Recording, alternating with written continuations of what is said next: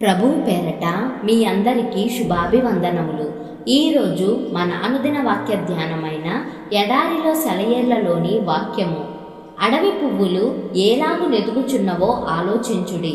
మత్తయి సువార్త 6వ అధ్యాయము 28వ వచనము. ఆలివ్ నూనె బొత్తిగా దొరకటం లేదు. సరే, ఆలివ్ మొక్క ఒకటి నాటితే సరిపోతుందనుకున్నాడు పూర్వం ఒక సన్యాసి. మొక్కని నాటాడు.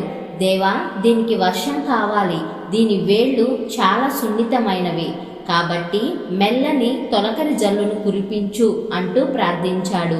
ఆ ప్రకారంగానే దేవుడు చిరుజల్లు కురిపించాడు. దేవా, ఈ మొక్కకి సూర్యరశ్మి కావాలి, సూర్యుడిని ప్రకాశింపజెయ్యి. మళ్ళీ ప్రార్థించాడు. అలానే వెచ్చని సూర్యరశ్మి తొలకరి మేఘాలను చీల్చుకొని ప్రకాశించింది.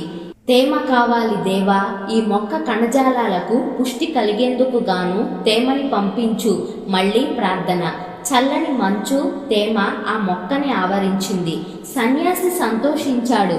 కానీ ఆ సాయంత్రమే ఆ మొక్క వాడిపోయింది.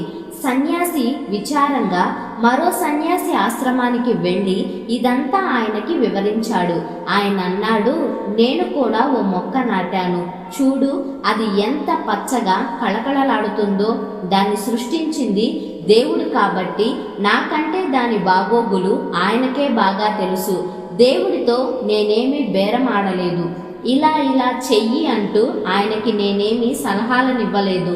దేవా, ఈ మొక్కకి ఏది కావాలో అది ఇయ్యి అని మాత్రం ప్రార్థించాను. తుఫాను కావాలో, తుషారం కావాలో, నీరెండ కావాలో, నీటి చినుకులు కావాలో, మొక్కకి ఏది అవసరమో ఆయనకి తెలుసు కదా. గరిక పూలు దిగులు పడకు నువ్వు.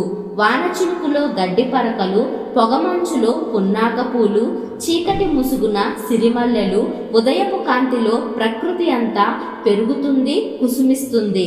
వాటికి ఆధారం దేవుడే. నీరు పోసేవాడు ఆయనే. పూలు పూసేది ఆయన వల్లే.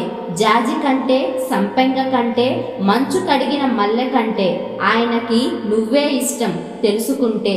నీ బరువు ఆయనదే. కొరతలు, విన్నపాలు ఆయనకి చేరాలి. నీ బాధ్యత ఆయనదే. నిశ్చింతగా ఉండు, అంతా ఆయనకి వదిలి.